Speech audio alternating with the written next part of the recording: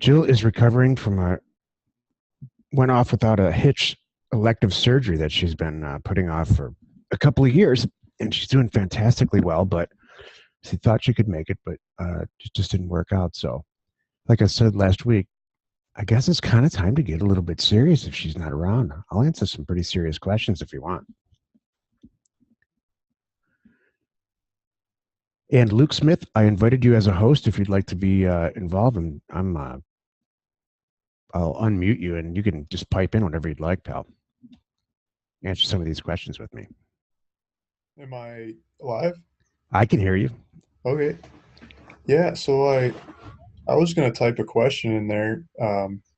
What's holding everybody back from splitting land? Like, what's the major question people have, or issue, or money, Okay. time, regulation, whatever, and see if we could all work off of each other and do some more land splits. I think that's great because that's the path to making a tremendous amount of money here quickly. So if you want to stick around, Luke, you can answer some of these questions with me since Jill's not here. Yeah, let's do it. Awesome. JT Taylor says, is Parcel Fact included with the silver membership? The answer is no, it's not. And I went back and forth on this. You get 5 free parcel lookups, and the price is so dramatically reduced anyway upon release that we're going to keep it the way that it is. I'm going to do a demo a little bit later in the talk, and you'll see what I mean why it's such a cool tool. Next question, JT Taylor. I remember somewhere in the education package that you said that Arizona counties need an additional document to transfer property ownership. Can you tell me about what documents are needed? Yeah, so in Arizona, it's called an affidavit of property value. In California, it's called a what is it called, Luke? I can't remember. P-Corps, Yeah, property, P-Corps. whatever P-Corps stands for. PCOR. Change of ownership, something. So what happens is you send that document in as an affidavit on the back of your deed. The deed goes to the recorder. They stamp it with a book and page number, and it's conveyed. And then the other document goes to the assessor, and it's a cheat sheet or tool for the assessor to that triggers the assessor to reassess the value of the property based on the value of what it's sold for. Yeah, and in some states you actually send it to the assessor, but in California and Arizona you send it to the recorder, and the Yeah. recorder sends it to the assessor. Sometimes you even send it to sometimes in Colorado is the same thing, and then a lot of times the HOA, if there's an HOA required, they require a copy of the whole thing also, so they can do a change of ownership. Arkansas is the worst. You got to go register it with the state and get the stamp from them before you can go get it recorded in the county. So you go Yeah. pay the state transfer tax to the state, and then get their paperwork, which is basically the same idea as the P-Corps or the affidavit of transfer value. And yeah, but you basically do it with the state ahead of time. I guess they don't trust the counties to pay them. Right. Look, you got to explain the roosters in the background. Sorry. Yeah, the kids. We bought some chickens, and you know, kids are playing with them. You must be rolling in some dough if you can afford your own chickens. What's a chicken go for? That one's got a no crow collar on it too, so it's not working so well. How much does a chicken cost? A live chicken? Oh, there's a place that's really close to us here that sells them for like $3 a piece. $3 for a live chicken. Yeah, they don't have much of a selection though. Then there's a place that's a little further off that's got. I called them up and they said they had like 45 different kinds of chickens in stock, like any given time. And it's like this homesteading store. Like, homesteading store, man! I should go post some ads over there. I got land for those people. You should put a kiosk up there where you can Right? tie it to Wi-Fi and tablet, and they can just check out right there. So I'm like, we should go over here. So we went to that homesteading store, and it's crazy. They got all these little, 2-day-old ones that they just got in the mail, and they got ones that are like 2 weeks old of the same kind of chickens, and then they got them that are like 4 months old, and then ones that are a year old. So you can pick what kind of age you want, and you can see the different, what they look like as they get older, and you had displays of what eggs they lay, the colors and size and the timelines, and how much they eat or don't eat. They forage versus eat. Great. So I'm going off the ones that the least maintenance, the most foraging, the least food, and the kids are like, that one's pretty. Like, oh no. They're also maybe the loudest ones you can buy. Yeah, the loudest ones. None of the neighbors seem to care. We thought we got a rooster out of the pack. We're like, oh no, I'm gonna cook that one up. The neighbors are like, oh no, it's great. So all the neighbors think it's nice. So we just go with it. I'm going to continue on here. That's Yeah. close to the funny stuff. One of some of the funny stuff I've ever heard. I had no idea we're going to talk about homesteading roosters today. Well, that's the kind of stuff the call about, right? Tony Jensen's got an interesting problem. Tony's only been with us for a month. I have more deals coming in than I have time to return calls, which is exactly what I told Tony was going to happen when you send out 5,000 units. Validate the property. So I have more deals coming in than I have time to return calls, validate the property, and purchase. These deals are coming in by phone, fax, and email. So I contact them and let them know I'm interested, but I just need time to do the due diligence. What do you suggest? The more mailers I send out, the more I'm liking the idea of Joe Live. Luke, you solved these problems. Go ahead. I wish I had them solved. I mean, I was calling people back. I've been going to banks and just ridiculous stuff all day, but Tuesday I was calling people back from letters that I got in the mail for March 5th. I was like, "Yeah, I just got this letter from you dated oh sorry, March 5th." Like accepting my offer. And this is the first chance I had to get back to them. I got some girls in the Philippines that helped me out on stuff, and they pulled deeds, and they put together like all my due diligence stuff that I want done, the taxes and blah blah blah. They put that kind of stuff together, links to where the property is, and some maps and just the basics. So I pull it up, and like, oh, this looks like a good deal. Let's go land this one. I call them back and just make sure they're still alive and they still live at the same address, and then tell them the notary's going to be there in a couple of days, Mm-hmm. and just roll through them and just take spreadsheet to the bank of all the deals, get Yeah. issuers checks, and send them off. As a percentage, how many are, so let's use this March person. It's May now. Are they upset that it took you so long to get back? No, like they're so happy to get the call. Exactly. Like, I can't believe you actually called back. That's the thing, Tony. Don't worry about it. And listeners, they don't care. They just want to get the deal done. Yeah, and if they do care, it's like just hang up and look at your next letter or whatever. Exactly. You don't want to do business with them.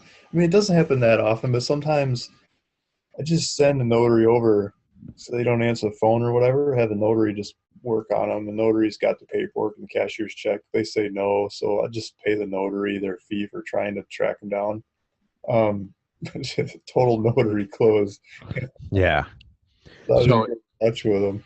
I've been the Thailand personnel that Luke is referring to. Her the leader, the ringleader's name is Jillian, and she's been on Success Plan. So at first I was like, come on, what is this? And it turns out she's really talented. She's got a good group of people. So Yeah, I we're don't think gonna, it's actually her on Success Plant. Like when I first started talking to her, it was crazy how fast she would reply to everything. Because I put an ad on Upworks looking for help, and I talked to a couple people, and she gets back to me in like seconds, mm-hmm. no matter what time of day or night. It's like this is creepy fast, you know. But it turns out she's got like a team of people, Yeah. and so they all go by the same name. So it's not, you get it's like Jill Live. They might answer the phone. This is Jill, but it's a whole bunch of different people, Yeah. and they blend together and they work as a team. They just slam out stuff like calling counties with questions. I had her call a ton of counties with questions about splitting land, and call all the assessors, recorders, county commissioner, whoever. Right? They answer the phone and ask them all my questions, and they just put 40 people on the phone. They go ask the questions to everybody, and spreadsheet the answers and get back to me in like 2 days. You know? Yeah. Well, no, I had a brief conversation with her, and we're going to have a very detailed conversation tomorrow, um, as bringing them on as part of Joe Live to do some of the Right. back office function, because my first gut reaction was, come on. And it turns out they're actually really talented. Yeah, like they crank out deeds for me. And I mean, deed perfect works, but there's always a little customize this, customize that, and Right. doing options and contracts and a lot of the contract stuff. I mean, I come up with a recipe and the standardized stuff, and then they fill in the blanks for each deal. Okay. Um, you can automate. I've I've made over 100 how-to videos for them, training them how to do this and that. And she likes it in the video format Yep. because you can share it with the new employee and the new one and the next one, the next one. And I like it because if it ever comes to cutting the tie for whatever reason, her, me, I change something, I can take all these videos to the next person and say, "This is, your name's Gillian now." Right.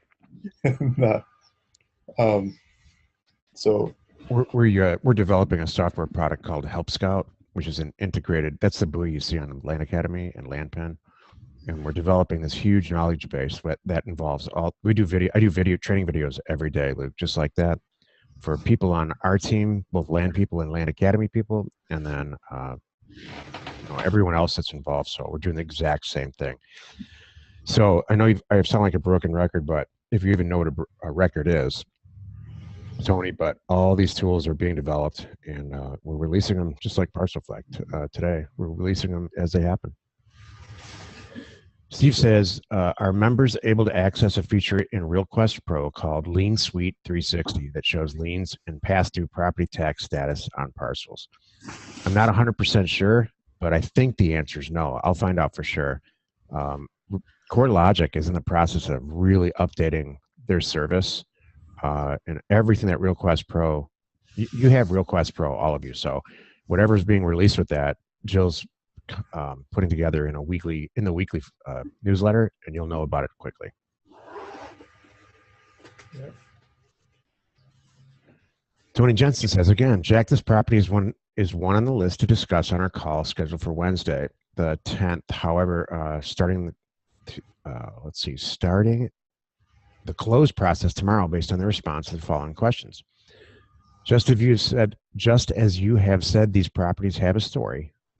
Property was won in a card game many years ago. Stories in this business are much more interesting than in my day job. Want to use a title company to complete the deal. However, title escrow fees are about $1,100 on an $8,000 property. You have suggested using First American, but do you have a suggestion for a less expensive way to purchase a property? For example, using a notary and sending a certified check similar to less expensive properties. Also, this property is surrounded by government land. Going on a limb here, but is it possible to sell the land to the government? Go ahead, Luke. I don't bother trying to sell it to the government. Yeah. I mean, I probably differ from Jack in this, but like the timeline, it's the velocity of your capital means so much in this business. The compounding factor of how you can buy land, sell it for more, buy it, sell it for more, buy it, sell it for more. That many times, and for me, the amount of time it takes the title people to do their title dance, or trying to get a hold of somebody at the government to sell it to, let alone actually doing the paperwork with them and the whole process. I mean, come on. Mm-hmm. It's so much faster to just go find a better buyer. Yeah. Go find somebody that's willing to do it. I mean, I sold land that was totally surrounded by federal park, and you can't drive there. You can't get there. The only way you can get there is like hiking.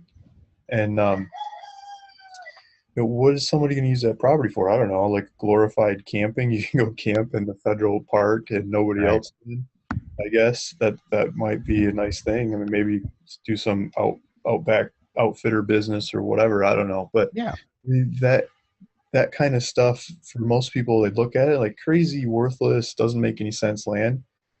I mean, I think that about a lot of these properties too. You put them up for sale on the internet, and people show up, and they have a use for it, and they have a way that they can use it, and it's value to them, even if it's storing it away for some other day. You just put it up there for sale and see what the people come up with. Yeah, maybe you could raise roosters on it. Yeah, the guy keeps going, huh? He doesn't usually crow this much in the middle of the day, but He knows you're on the phone with yeah. 45 people listening. This is an attribute, Tony. All kidding around aside, this sounds like a fantastic deal. And don't believe what you hear. These land people are all nuts. You know, if they want it in a card game, you know, we'll see about that. Would I close an $8,000 acquisition with the title? Absolutely, I would. And don't confine yourself to First American. There's a lot of mom and pop escrow companies out there. I think you mentioned in another place. This is in California.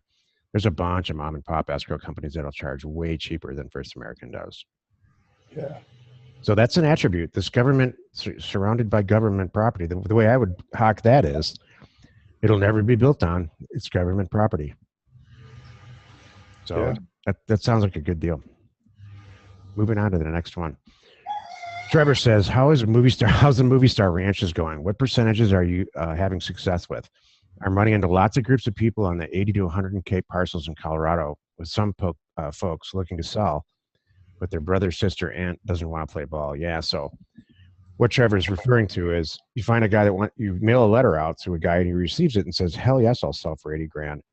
I got to just check with my sister because she and I own it together. It was inherited. And the sister says, no freaking way. So that's something you're just going to have to work through. For us, I'm trying to think, the movie star ranch situation in the counties around Los Angeles, you know, the percentages are a lot lower, but the deals that we get, they're almost always, a lot of people are dead or there's a divorce situation.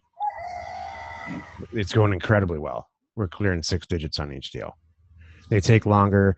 To sell, but the people who end up buying them are elated because they've been looking for years and they were looking for something as cheap as we're selling it, and they find it. So, and they're all cash deals. We don't take financing.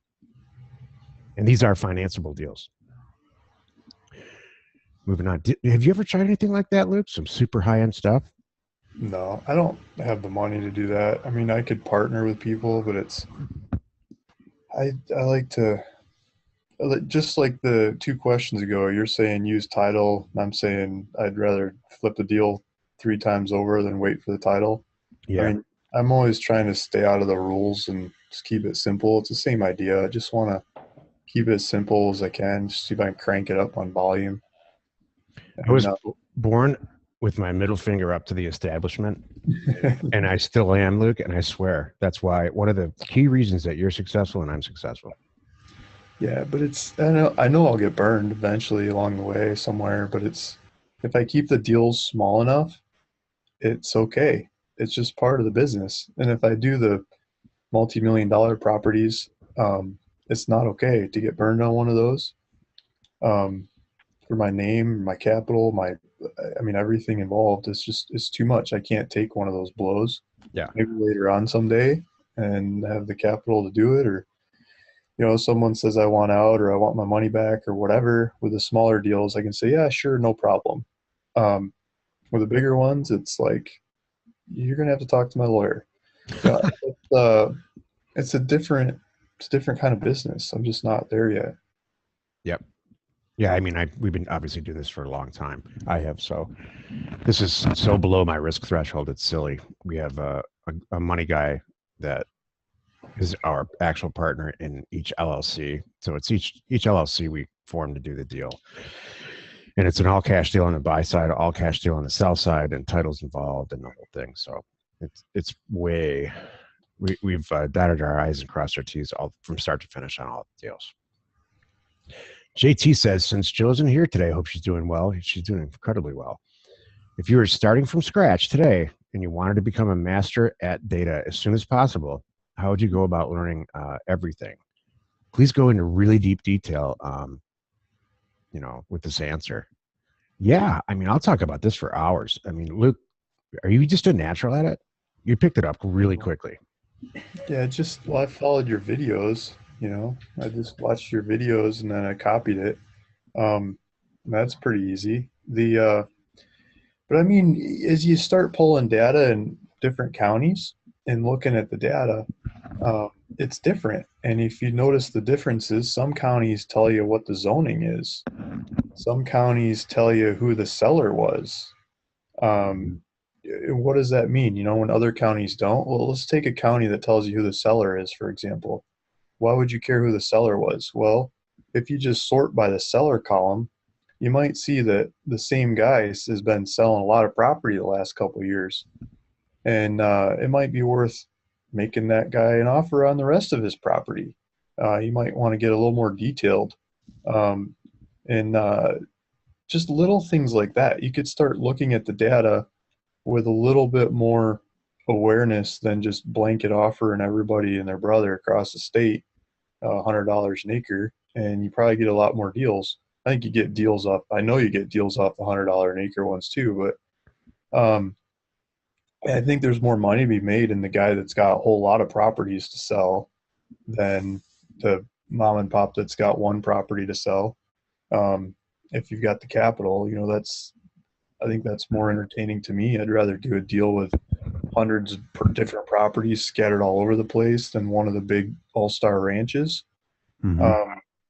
That's a better risk tolerance for me. And, some of those properties might be weird. The paperwork might be phone book thick and everything, but it's marketing to sell it might be 1,000 phone calls instead of 5. Yeah. It's that turns me on more. And so looking at the data and finding that kind of stuff is, I think, really neat. And just sorting by what kind of data you have. If you go to zoning, what kind of zoning, why is one zoning worth more than another zoning? What is zoning? What can I do in this different kinds of zoning? I sit Gillian on it, call the planning zoning and start asking if you can, all the stupid questions we usually get about what you can do on the property. Right. Have 20 people call the planning and zoning at different names and ask the same questions. What we get, and spreadsheet it out, and say this zoning allows tiny homes, this zoning allows RVs, this zoning allows whatever, right? You're trying to do, and Mm-hmm. go mail that zoning accordingly.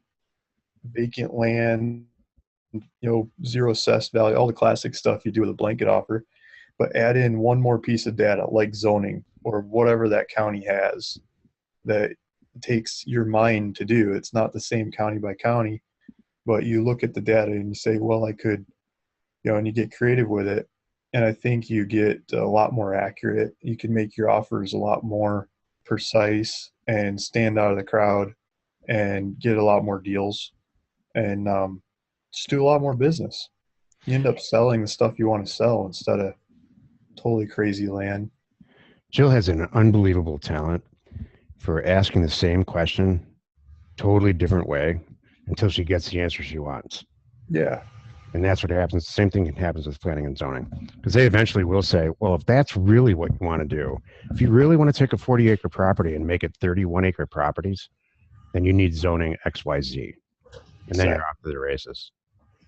And they're thinking, good luck going to find land for sale in that zoning. And, Yeah, it's all filled with opinions in between, but you finally got the answer you want. Yeah, you got the answer, that you got the data, and you could go, how to go find that zoning. If that county has that zoning data in CoreLogic. Some Right. counties do, some don't. And it doesn't have to be zoning. There's a lot of other things, different use codes and Right. Maybe a different APN scheme. There's certain properties that are only zoned in that area, like industrial. Yep, neighborhoods. Some neighborhoods are totally marketable, some are not. And if you start knowing those neighborhoods, then you can just target that neighborhood. You just make a specific offer for that neighborhood and the properties that meet this and that criteria in that neighborhood. And yeah, you can out offer everybody else and still make spreads. 50 people just mailed that same place, you still get the deal. So JT, here's the real answer to your question, because that was a roundabout way of talking about parcel splitting. But here's the deal: learning data. If you haven't, or Excel concerns you, Microsoft is packed. They spend millions and millions of dollars on free education to learn how to use Excel, to import and export all kinds of stuff. So Excel needs to be your friend, number one. But philosophically, what you want to do is look at it kind of like what Luke said. So let's say you're an interior designer and you walk into a room that looks like a prison cell, and they ask you to make it great. Or let's say the same thing with cooking or being a chef. If you look, normal people see 6 or 7 ingredients, or they see 4 square walls and their room painted white. But somebody who's into it and really can feel it, they'll look at it the way Luke just did, and they'll see something that normal people just don't see. A correlation between zoning and parcel splitting, or whatever else. But before you get to that, you got to get to know the basics. Learn Excel, learn how to split up data, and learn how to parse to split up APN schemes so that you can value. I don't think Luke does this. I'm going to ask him in a second, but if you've got 6 or 7 groups of APN schemes in any given county, you're going to price them very differently, and you're going to get a much higher result or a higher yield on your data. So scour the internet for free education on how to use data, and then follow chapter 5, my chapter 5 in the cash flow from land program, right to the letter on a few mailers, and then get creative. It's really not as hard as you think.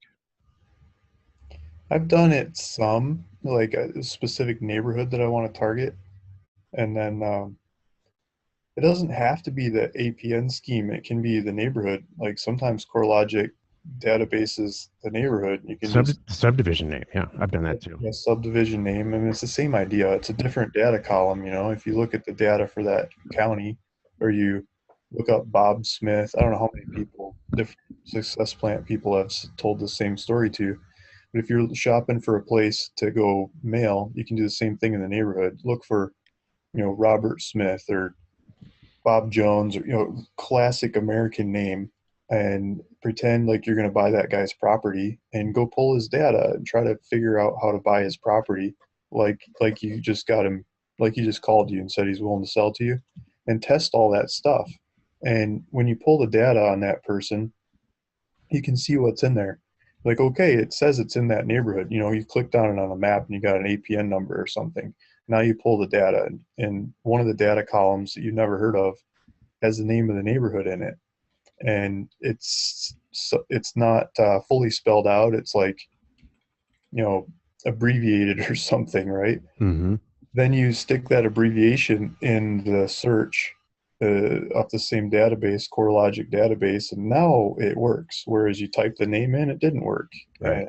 But if you look at a sample of that data, you can see how they've got it, and then you can go search for that and the rest of them that are like that, and you can hit that subdivision, that neighborhood, that whatever it's called in the database, and just run off of that and mail an offer to everybody that meets that criteria.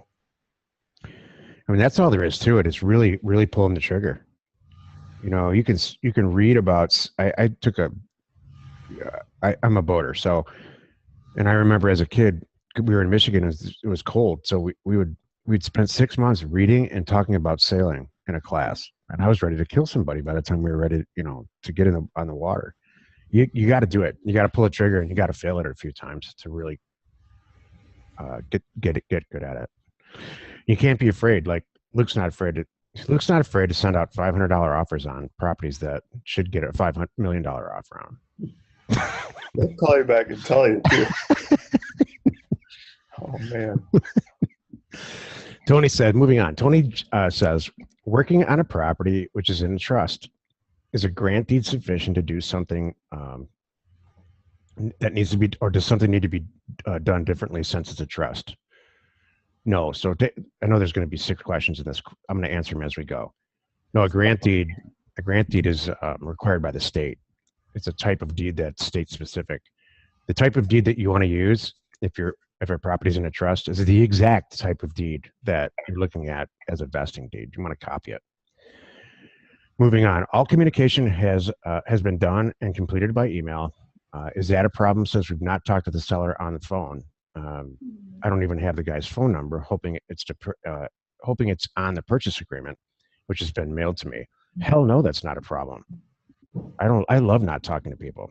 Yeah. Moving on. Since notary is confirming identity at the time of signature, do you think this is a problem? No, I don't think that's a problem at all. Also, with the same property, do you want to use a notary at the bank? Sure. Use a notary. You can use a mobile car, automobile notary too, if you want. Moving on. As long as I send the deed and certified check directly to the notary, is this a problem? Nope. Luke, interrupt me anywhere you want. Yeah, can I just the first question on there Yeah, go ahead. different with a trust? So I had a little bit of a learning curve doing trust paperwork as I got started in this. I've done trust stuff at the brokerage house, so I get some familiarity with that before this business, but I would have the person sign it and then go get it recorded, and the recorder would ship it back to me and say, "There's no title." I'm like, what do you mean there's no title? And they say, "Well, you got to say that they're a trustee." Like, oh yeah. So if Oh, you're new at this, when Bob Smith, the Smith Family Trust signs Bob Smith, whether I don't know if I should say that or not out loud, but just go with me. If he's supposed to write on there trustee, and it's even better if you do trustee of the Bob Smith Family Trust and dated blah blah blah blah blah. If you get the whole title in there, that's the best. mm-hmm. If he doesn't write trustee, or better yet, when you send him the paperwork where you want him to sign, put his title in there. Bob Smith, comma, trustee of the Bob Smith Family Trust, dated blah blah blah. Take the title from that vesting deed, the first deed or the old deed that you got to know that he owns it. And then when you go get it recorded, the recorders don't complain about the title not being there. Yeah, what Luke's beating the bush, and I'll say it, Luke, because I can say it. Sometimes you may have to finish the title of the signer yourself. Yeah, The exactly. same color pen. Yeah, maybe just look at it. I've never done that. I've never heard of anyone doing that. I just read about it. Yeah, because you got the notary signing off on it and stuff, right? Right. You've got above that in the title. I mean, recently I had one that kicked back from the assessor that I still refute this, but it's just simple to add it in. Is it says the name of the trust is in there, but it doesn't say who the trustee is or who can sign off on it. Basically, is what they're saying. But they wanted the name of the trustees in next to the title of the trust.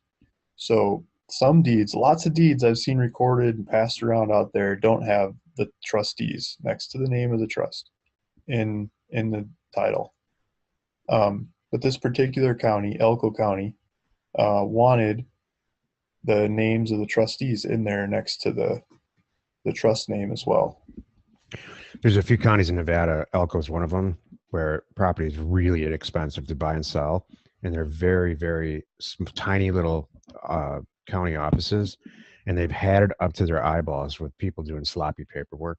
So they'll ship it anything that they see out of order. They'll ship it right back because they have. If you go in there, there's stacks of unrecorded deeds that they don't like.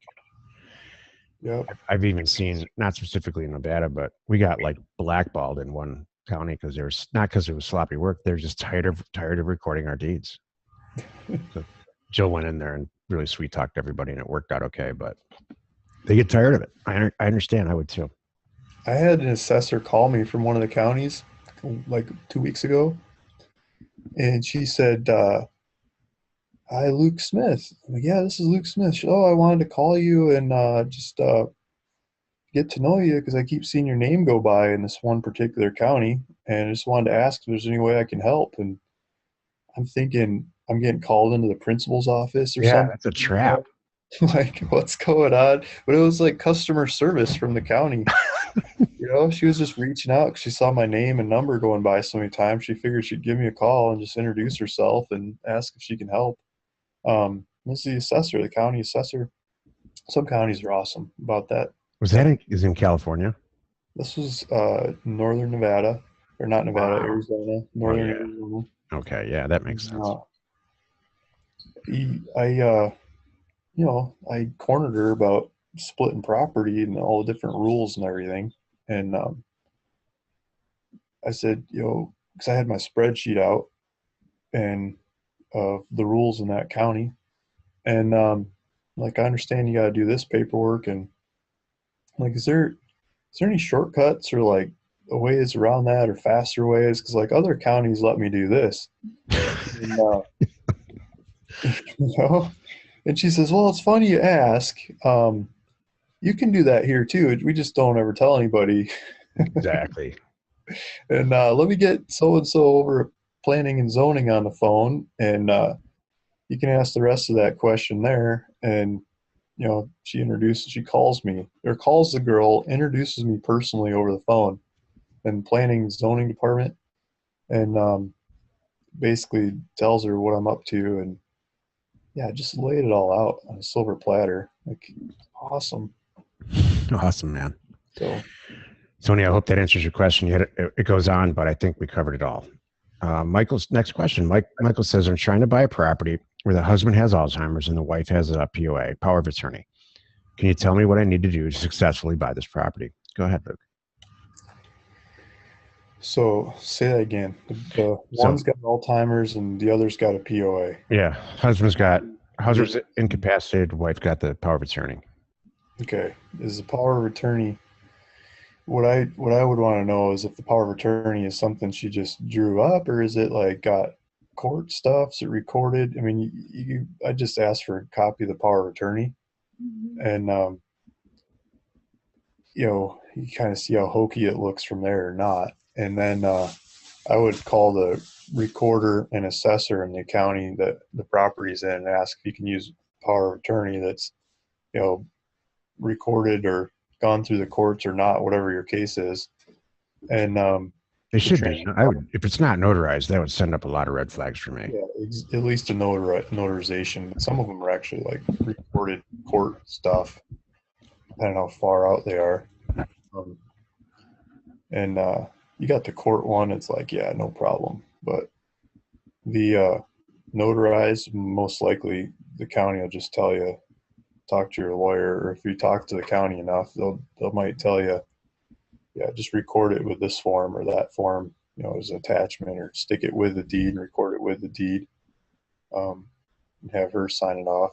Maybe, that kind of guide usually helps a little bit if you talk to the county. You can spend 20 minutes on a deal like that and kind of get to investigate it and get to find out if they've owned it for 50 years and they bought it when they were 40, so they're both 90, and so that makes sense, and on and on and on. Yeah, it's not like the new wife or estranged kid or whatever. Plus, if it's a regular asset like this asset class that we buy these properties in, I just basically assume, it's a Wild West. I basically assume that for every 100 properties that you buy for $1,000, 2 or 3 or 4 of them, you're just going to completely miss something, and you're going to end up with nothing. It never really happens, but I go into it with that attitude. Like, I drive on the freeway like 85 or 95 miles an hour because I haven't had a ticket for like 22 years. So I figure I'm due a ticket, so I might as well earn it. So every time I get in the freeway, I just assume I'm going to get a ticket, and I drive like an idiot. You know what I just did? I'm so addicted to these land deals. I got a ticket the other day.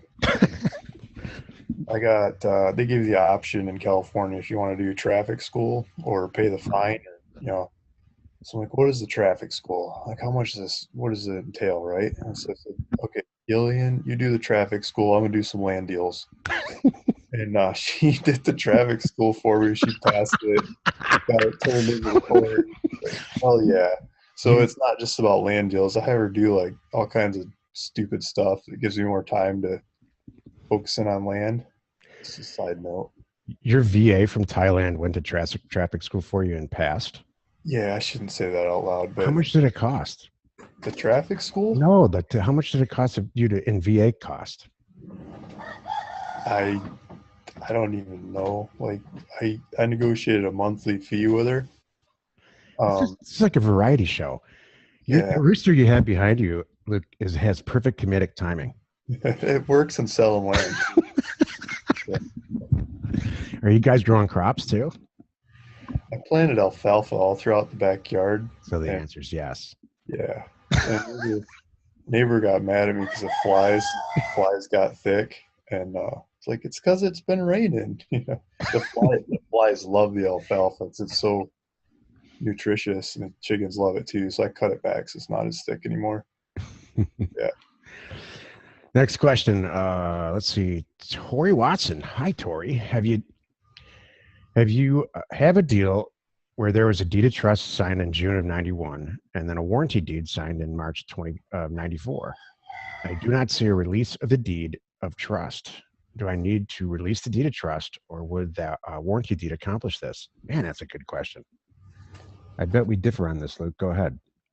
I'd go read the sucker. I mean, you could probably pull it off of Title Pro or for $1 or whatever if you're above the couple that you get for signing up. Just go read the thing and see what it says. I mean, that's a lot of this business is making a business decision. Yep.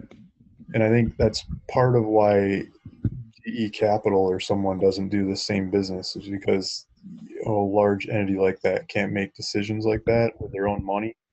They got employees and no one wants to take the risk. Mhm. This is your capital, and I think you make a business decision. Go read the stuff and go for it from there. I mean, maybe it comes back on you someday, but go look up the company that did the deed of trust. That's my answer. That's exactly my Still answer. alive. See if they answer the phone. See if they're. You might find like newspaper articles of them going bust and Yep. kerplop in 2008 or 9, or they might be gone. You call and you get the dude's wife and he's dead, and it's like, yeah, whatever. I'm not even gonna say what I'm talking about. It's just they're never gonna follow up. It's a business decision you have to make.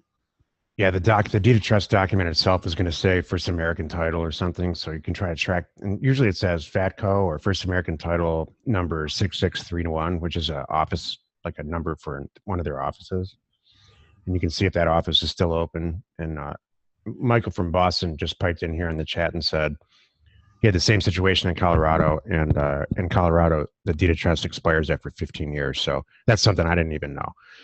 Nice. So this story, Tori's very thorough. I know he is. And this story is far back with a deed like that, a warranty deed in 94.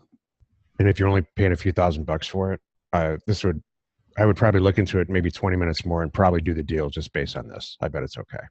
Yeah, read the thing. If it covers like some 50-year payment timeline or something that's like anything close to present,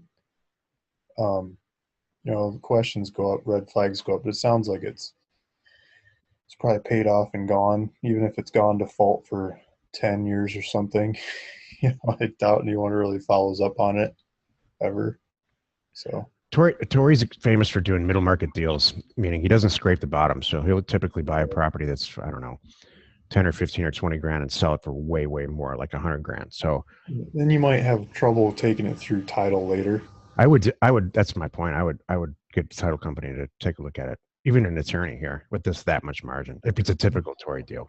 It's some of those title companies, like some of the recent ones I've been talking to, they have problems and they try to sell me a bond against the problem. Like, you don't even have to solve the problem. They'll just bond against it.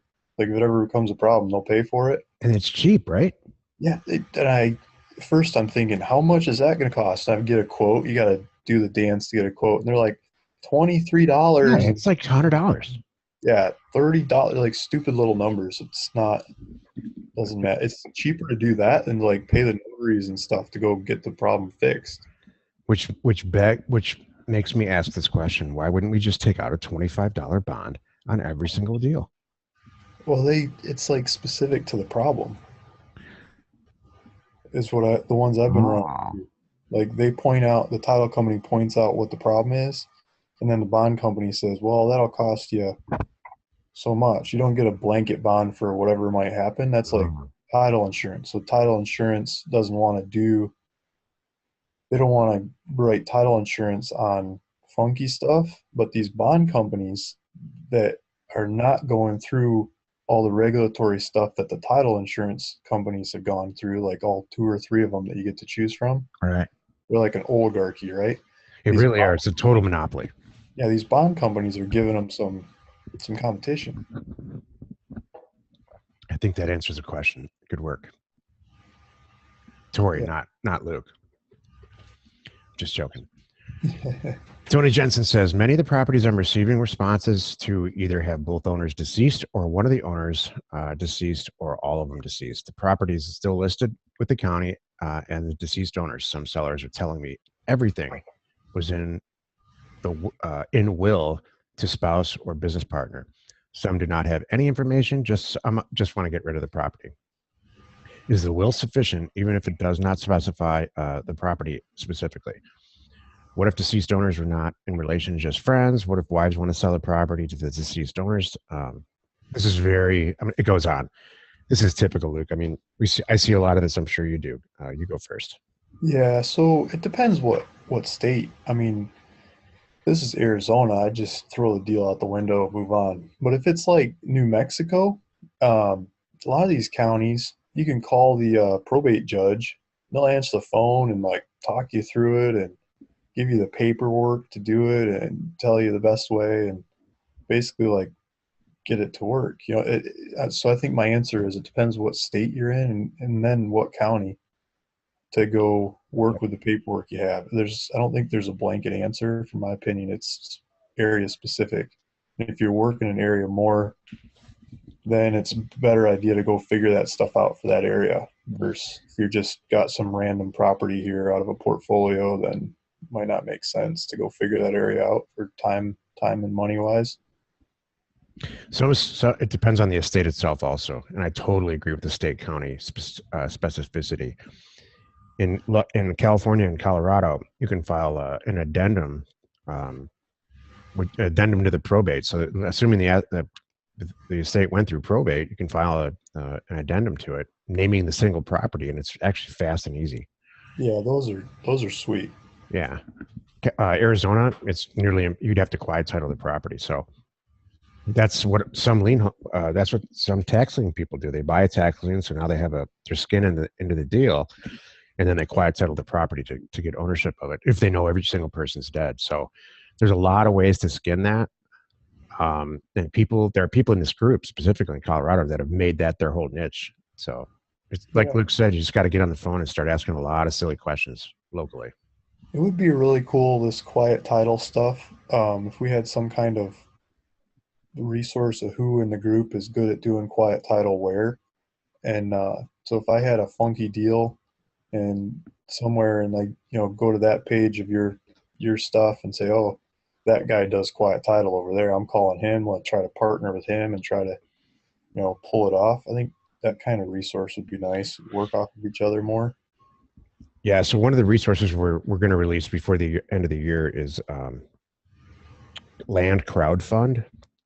And so if you picture a situation like Shark Tank, only the panel is full of people that want to do the deal with you and they want to be your money partner, and one of them or two of them will be adverse possession or quiet title experts, and so they can make that deal happen and where you couldn't. So, or you could, but it just take you a lot longer. So that's all in the works. In like specific areas, it'd be awesome. You say, this guy's the expert in quiet title in Colorado, especially these counties or whatever his specialty is.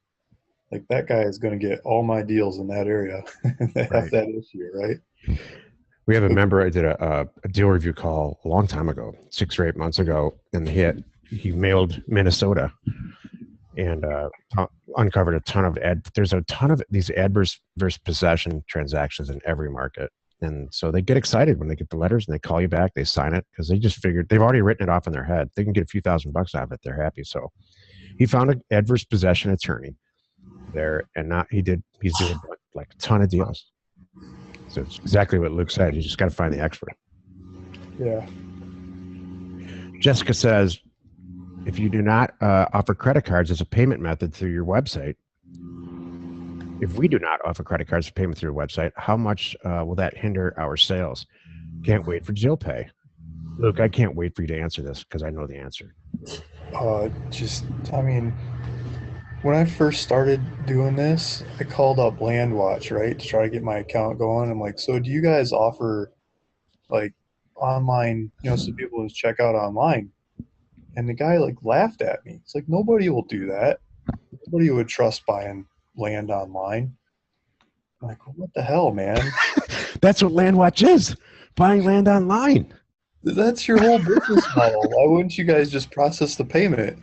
Like I'm putting my land on there. The person shouldn't even leave that website. They should just stay there and just check out. They should have a checkout box. They can buy land from me and a whole bunch of other people like Amazon does for Chinese junk, Yeah, like shoes. yeah, whatever you buy off there, it should be land. You should be able to buy land on there. But they don't. And so, well, I guess I got to figure out my own payment system and tell people they can go to my website and do it. And I started getting people that check out. I mean, they check out in the middle of the night.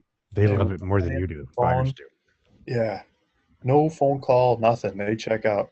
And their name might be, you know, Chin Ling Long or something, and the address might be in Vietnam or whatever. But they're buying the land. They don't want to call me. They don't want to do all the American whatever paperwork.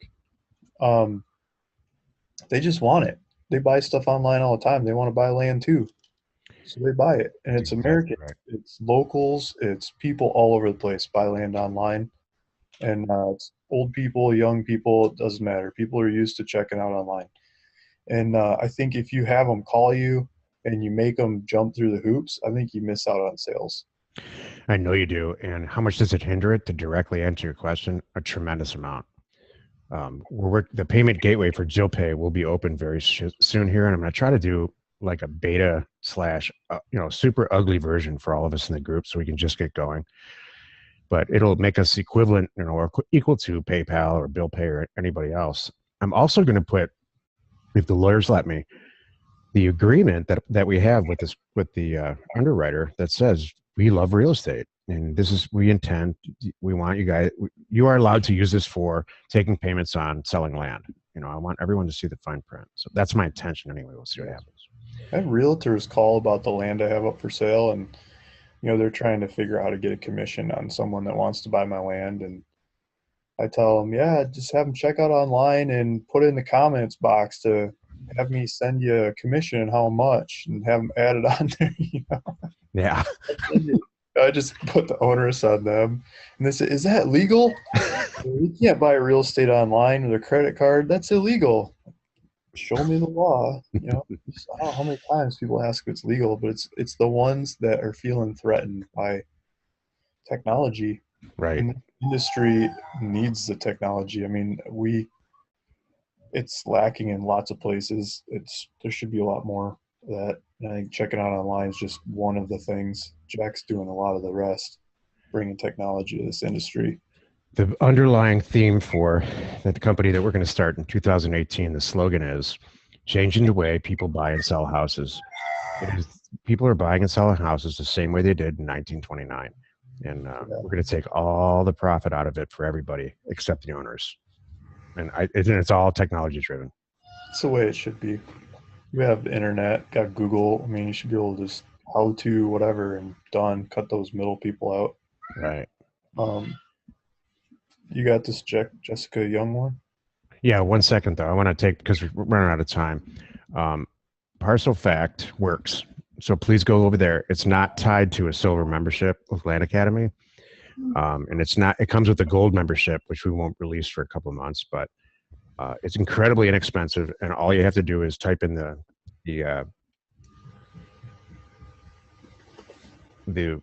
state county. I'll wait for the roosters to finish. Sorry. State county and then APN, and it's as simple as that.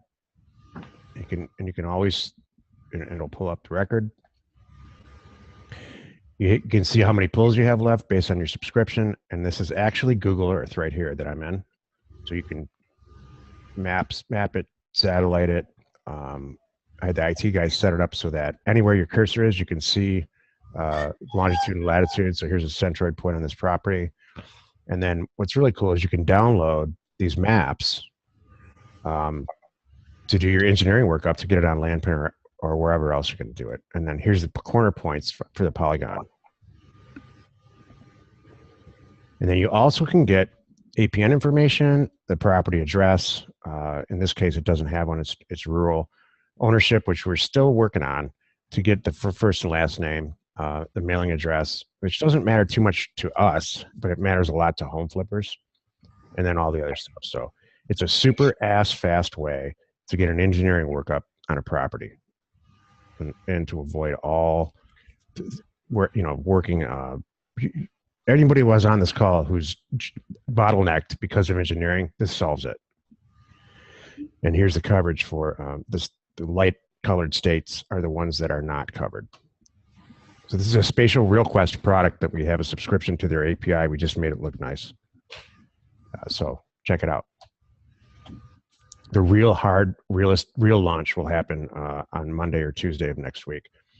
And you'll see banner ads all over BiggerPockets and everything else. All right, that concludes the commercial portion of this. Jessica, if you do not offer credit cards as a payment method through your, sorry, I'm sorry. So Ben was asking, go Gillian performing on marketing tasks. I mean, it's like writing software, you know. The program is as good as the person who writes the software as the programmer. So with Gillian, I mean, I create recipes and have her go fill out the recipe, and she collects a lot of data and bangs it out. English isn't very good at writing and stuff like that. It's not 100%, but getting all the data out there sells the properties. And I keep thinking I'll edit it and make it better when I have the chance, and if the property doesn't sell right away. And so I just do it that way. And she spreads the ads out to all kinds of websites, and if I want to change prices, she changes them on all the websites. And if I want to change pictures, she changes them on all the websites. And somebody buys it, she gets it off all the websites. And I mean, just like that kind of stuff is huge for marketing.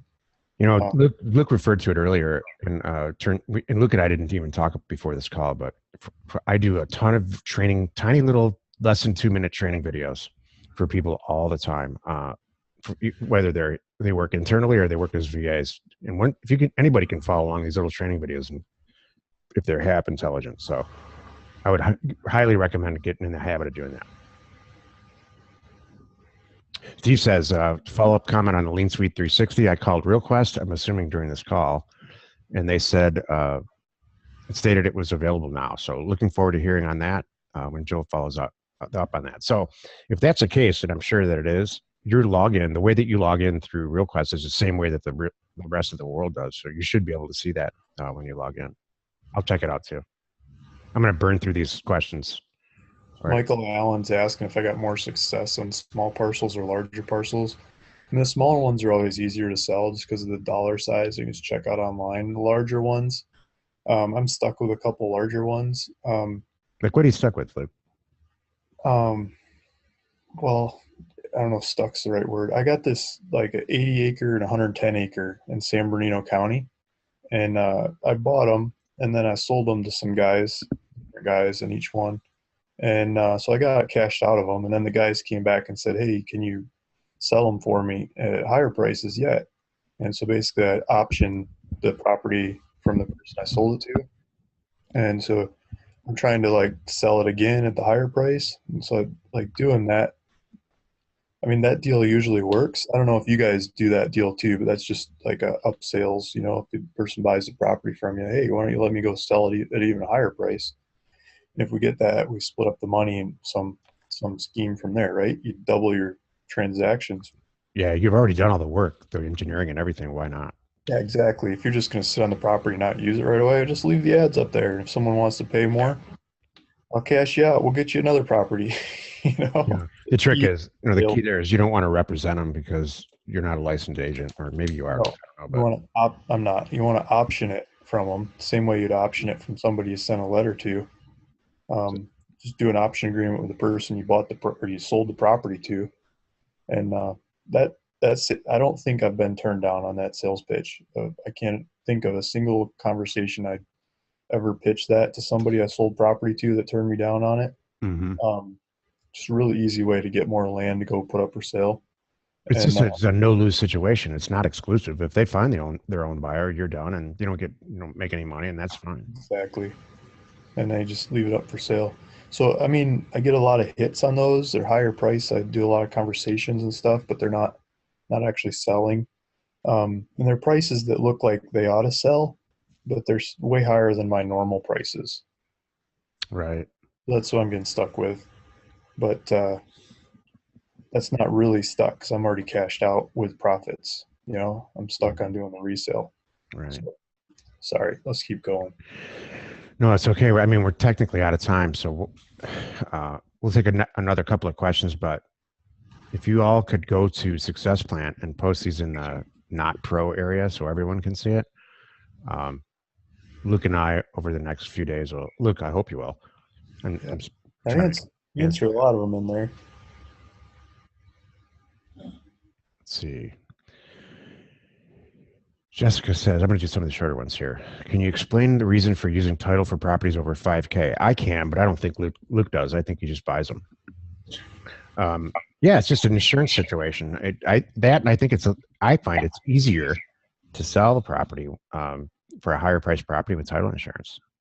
So Yeah. that's just always been my rule. It might be a little antiquated now, but that's just what we do. The nice thing about buying the title right out of the gate is when you sell it and they want title on the sale, you don't have to go back and get these affidavits of uninsured property transfer that I keep having to get on ones that closed through title on the sale that I didn't buy through title, or even ones that I sell that didn't go through title, and then the person buys it for me and they go resell it, and then they come back to me for this affidavit, and everyone else I bought it from will go collect affidavits. So it's cleaner if you can use title and price it in. I just think it's faster to skip it and do the next deal and the next deal and the next deal instead. So You use this when you buy property with title like that, go through all the stuff, and then you sell it, you go right back to the same title agent, right? When you sell it to this buyer. yeah, Me too.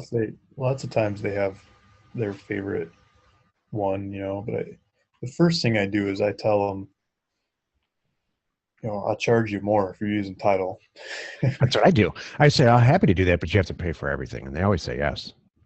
I'll charge them an extra $1,000 because the paperwork takes so much time. That's hilarious. Yeah. I mean, just check out online like everybody else. Come on. Just check out online. And if you got a problem, I'll give your money back in 60 day, 100% money back. Just check out online. And that saves so much time and energy. So Michael's got a good point in the chat. He says a title company is giving me a hold open, quote unquote, option on the title policy when I resell it. And I do that all the time too. So you buy it, you close the deal, but they just keep escrow. They probably just add a number or a letter to the escrow number and say, we're going to leave it open for the next guy. yeah. Can I answer this one, the Tony Jensen longer one here? Yeah, totally. Gets mail, what happens when you get mail back no longer at address? I mean, they just go in the trash, like by the handfuls, trash. Next, move on. I'd rather send more mail. I don't bother with those. Mm-hmm. Just move on. Yeah, exactly. Shouldn't be getting those, really. Shouldn't be getting that many of those if you're using LetterStream. Yeah, you still get them sometimes. Seller has no abstract or owner's policy. I've confirmed that they own it. Any issues with this if I have it closed through a title company? No. No issue at all. Do with it. Yeah. Kathleen says, I recently posted on Success Plan. I'm working in a state that considers land contracts as mortgages. Buyer has an equitable interest in the parcel. Equitable interest means you can make decisions whether to buy it or sell it. It doesn't mean you own it. Equitable interest in the parcel as soon as they start making payments. If the buyer flakes on the payments, do you need to go through judicial foreclosure? Not with a land contract, you don't. Go ahead, Luke. So this comes back to the size of deal that you're working on again. I think if you get out of your comfort level of how much money you're risking on these deals, you rely more on the lawyer and the contract and stuff like that, and following the word of the law. And I don't know, I kind of just follow the essence of the law and figure the deal's so small, let's just run with it. I'm going to keep it easy for myself, and if the person complains, I'm going to try to make it right as best I can. And there's a clause in our land contracts that says if you're 31 days late, the property reverts, ownership of the property or equitable interest or however you want to slice it reverts back to us, the seller. Yeah. And everything you've paid up to date. Yeah. And the land, you lose it. You lose it. In a deed of trust, you got to go pay somebody to undo it. It takes months and it's expensive. It costs thousands of dollars. And the end result is exactly the same. The buyer lost all the money that they paid, and the seller gets the property back. Yeah. So So, if they pull out the lawyers on you, just say okay. Like yep, if you're playing with too much money, then go follow the word of the law and yep. do that stuff. So we're out of time, unfortunately. If you could post these answers, there's a bunch more that I didn't click the answer live button on. So if you could post the answers or questions on Success Plan, I'll run through those. And Luke said he will too sometime this week.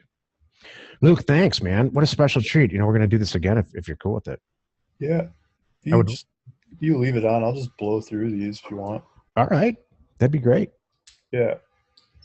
So Ben is saying, what size parcels are you finding that are good to split into smaller parcels? Um, County specific, rural specific. There's a whole lot of rules. You got to follow a bunch of rules to do it because you don't want to make parcels that are like you can't build on, you can't use. So zoning stuff. I mean, I'm answering this with a nebulous, no number answer because there's too many variables in this in the results of this. I mean, some of these counties, like if you're splitting them down to 40 acres, the rules are totally different versus splitting them down to 1 acres or 5 acres or something. So if you split them down to much bigger properties, um, the rules are like non-existent, and so some counties just do that, until you want to go jump through all the hoops to make the 1 acre properties. So hopefully that answers Ben. Um, Tony's saying additional question regarding trustee property. Do I need to get documentation providing the person signing is authorized to sign? If so, what is the documentation called? It's a good question. So I think this goes back to the same dollar size of transaction. If you keep the dollar sizes small enough, you could probably just fly with it. If the dollar sizes start to worry you more, you're going to want more and more paperwork and title to sign off on everything. So it's a good idea to get documentation. If it's a trust, you want to know who's got the powers in the trust to sign off. There's usually a page in the trust that says what different trustees can do, who can do what. So you probably want the title or the signature page that says people's titles and their signature, but also the powers of the trust is what I always thought it was called. The powers of the trust part that says who can do what. Like this person can sell real estate, this person can do bank accounts, or it's usually the same person can do everything. So it's a good idea to keep that um, on file. You don't have to record it. It's just good for your due diligence. Um, Katrina is asking, I have a property listed on Landpin. How can we share our properties in Facebook if we are not a part of any groups? Is there a way we can share our properties with your Facebook groups that you post your properties to? I think this is more towards Jack, but I think there's a bunch of groups out there you can go sign up to. I mean, that's part of it is getting into the groups or sharing it to your friends that you already have on Facebook. I'm not a big Facebook user, so I'm going to keep moving on. Ben says, Luke, thank you for the tip on having Gillian take traffic school for you. I get at least one speeding ticket each year. There you go. That's just easy, right? Do more land deals if you outsource the stupid stuff. Um, Katrina says, I bought and sold my first deal and doubled my money. I'm currently in the process of selling my second property. Both deals have a net of about $700 each. That's good and all, but I'm ready for a larger spread. Even though I haven't met Jill's 10 deal rule, I learned a bit with the first two deals. Example, I don't want do any of my own title research, and spreads of 5,000 plus is way better than $700. So here's the question. What's the best way to find my next county to invest in where I can purchase properties for at least 5K? Well, I think you should be looking at what you can sell them for before how much you pay for them. But I think you mean, if you buy them at 5K, sell them at 10K kind of spread. Then she says, so I can run it through title. And at minimum double my money. So sell for at least 10K. Okay, there you go. Any thoughts and or suggestions would be great. So you're going to want to find some place you can buy property and sell it for 10K. What I would do is go on Land Watch and look at where um, a big land dealer has lots of their stuff going on. 20/80 rule, right? So the places where they have 80% of their property is probably 20% of the places they do business.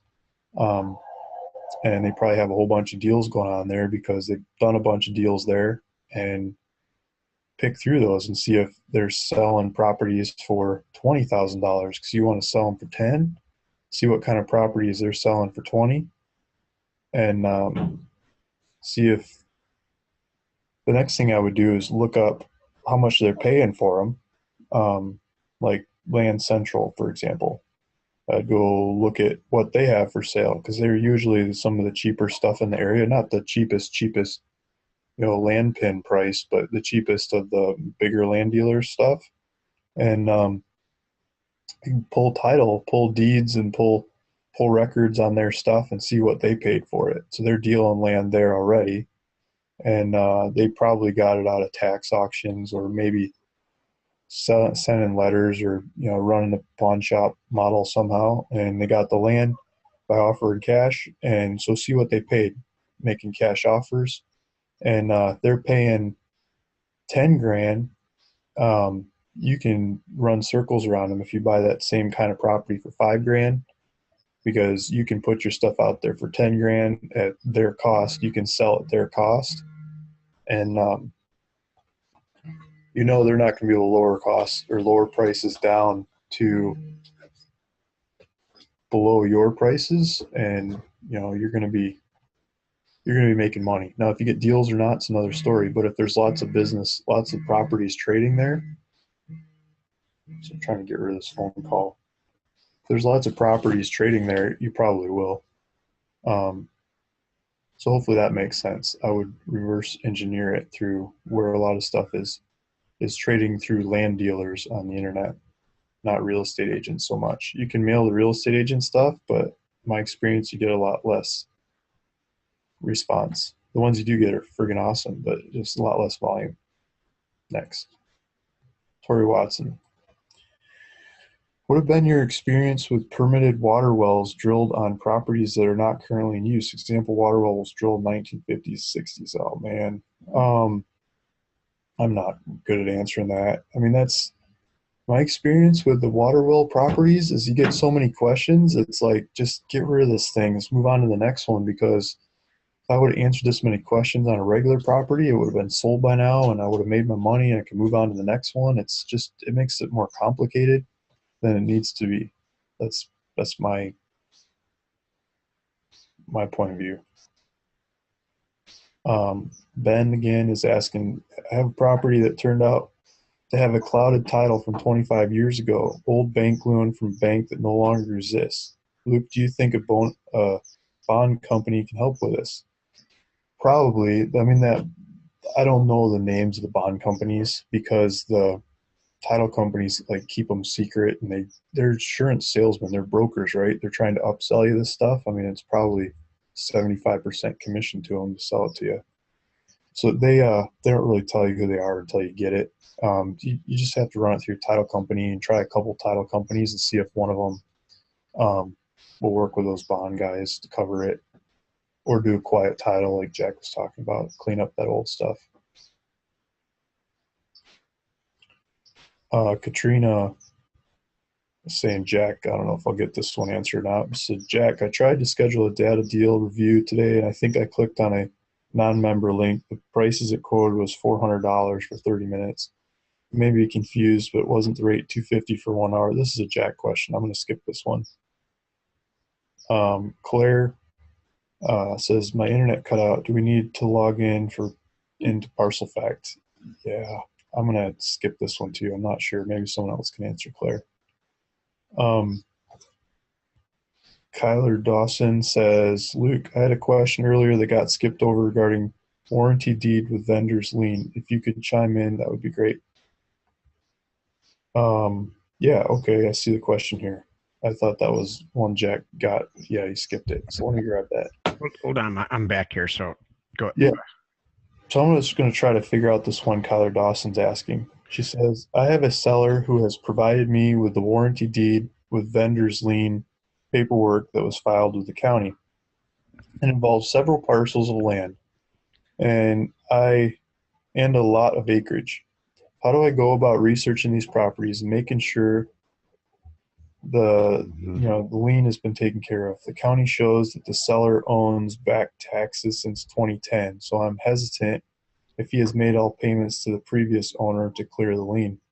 This is going to be tricky transaction, it seems, but the payout could be huge. And the Yep. seller has over 2,000 acres in neighboring county Wow. land to get rid of as well. It sounds like, I'll help you step by step. You want to do some deals with that? That's what I was Um, going to say. looking That's for the kind. This is the kind of diamond in the rough that everyone's looking for. It's the guy's in a financial situation because he's not paying his taxes. He owns a ton of property, probably going to take next to nothing. So this is what I would do. And Luke, I would love to hear your opinion too. I would order a preliminary. I would get a title on. Order a preliminary title, even if Yeah, you have to pay for it. It might cost you $100, and they're going to go and find out what's going on, and they will return back to you a preliminary title report that says there's X amount of back taxes on it. Here's a list of the property that the county shows that they own. There's X amount of back taxes on it, and a lien has been extinguished or it has not. It hasn't been. So they'll tell you the whole story for just a few $100. yeah. Then you can start spending time and negotiating and things like that. That's You go like titlesearch.com or one of these abstractors that yeah. the title companies hire, and you pay them, yeah, $150 or something, and you can tell them the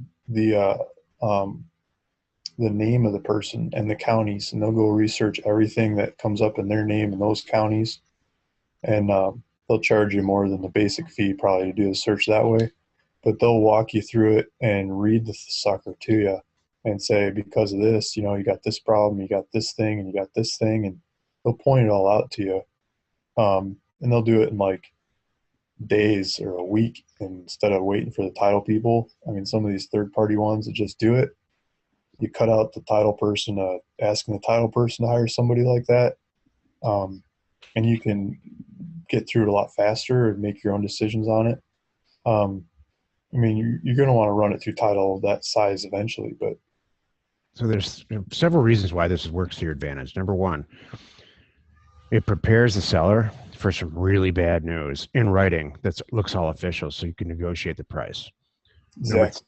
Number two, it sets the stage for you to do a release. So I love release deals like this. So you just divide the whole thing. The guy's got a bunch of property, divide the whole deal into like 12 monthly releases or takedowns. And Yeah. so you can sell it, generate some money, sell it, generate some money month by month. Uh, I've done them. I've done them weekly. So, the person has. This is one of the first deals I did. I was asking Jack like, oh, this lady got back to me and she's got like, I don't know, 15 or 20 of these 20 to 40 acre properties, San Bernardino County, and she wants to sell for $100 an acre, and I think they look awesome and we should buy them. But I don't have the money. And Jack's like, option them, and oh yeah, I'll try. So I tried to option them. She wanted money, and so I said, well, I could buy one this week and one next week, and I'll just buy one a week and until I buy them all. And she said, okay.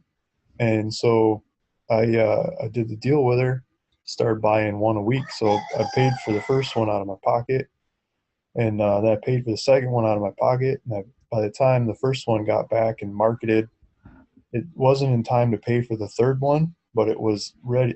I got money out of the first one that I sold to pay for the fourth one. And then I didn't have to put up any more money after that. I had to put the money up for the first three of them. that's it. And the money from that selling the others, at double or more or what I paid, I could buy two at a time and then four at a time, eight, before you know it, the portfolio was done. And it That's was almost self financed. I didn't have to put that much money up, anything like I was thinking. And it just worked because there's a whole bunch of different APNs, different properties scattered all over the place. And she was totally cool with it. She wanted the money to go, she was going to invest it in something else, right? I'm thinking, you got the best investment right in front of you, but, yeah. I didn't say that. And got the deal. And so I've done that on a couple different portfolios since. So with that title report, of what all the problems are, you could say these ones have these problems, but these couple over here, they don't have any problems. Why don't I start by buying these ones from you, and we'll keep working on the rest, and just piecemeal it up, break it up into a whole bunch of different buys, and you know, I think you'll get slung through there before you know it. Kyler, reach out to me. I'm very interested to help you out in this personally. Yeah. These kinds of deals you can make a couple $1,000,000 on pretty quickly. Yep. Same here. So if you need help, I mean, yeah, personally, let me know. I'm glad I came back. You can probably pay for it. You know, But it's just work on the structure. Jill's famous for saying, you know, we can do this, this, and this, and she filibusters. You know, she's a female. She'll talk to the guy for 3 hours until he just says, "All right, I'll just take the $10,000 then." Yeah. She does it to me when she wants a new house or something. Yeah, it might even be just like a marketing deal. Like they let you go market it, like basically option the whole thing, and an option that lets you sell it in pieces, not an option that those are blown up in my face. An option with a whole bunch of properties where you got to sell all or none. That's not fun. Don't negotiate those options. Just make sure you get it so you can sell bits and pieces along the way, and it doesn't matter if you sell it all or not. You just try to sell as much as you can. Somebody says in here that you're subtly promoting your rural vacant land rooster app. There you go. Every time somebody shuts out. That's awesome. Let's see what else. All right, one more. Jessica, Luke, just to clarify, do you purchase all your properties through title? Quite the opposite. Yeah.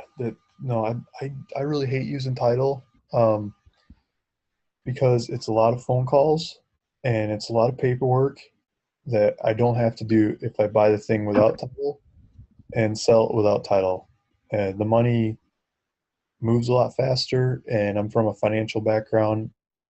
Compounding money means a lot to me because if you do the calculation and you look at how much that money can grow by getting it back in your hands as fast as possible to buy the next deal and do it again and again and again, you can probably do it again and again and again 3 times by the time the title company figures out what paperwork you're supposed to sign for them. That's exactly what Title Mind. It's one of the products we're going to release later this year. Title Mind puts you in the driver's seat of getting a title plant and closing the deal yourself. These title plants are not expensive. What's expensive is paying all the ding dongs that are in the chain who are getting paid. Luke knows what I mean. Yeah. The title plant itself only comes from a couple of companies, and it's like $75. It's so cheap. You would laugh. There's so much profit margin in a title company. It's silly, and we're going to take it all out, put it in our bank. Yeah. They're all over the place. They're always too busy for you, and yeah, it's a joke of a business. That doesn't really is. It's insurance. Insurance is stupid. I think we got through all the questions. Let's hang up. I think we did. Thanks for. We got to make this a regular thing, Luke. That's really. I'm learning stuff too. Talk to you later.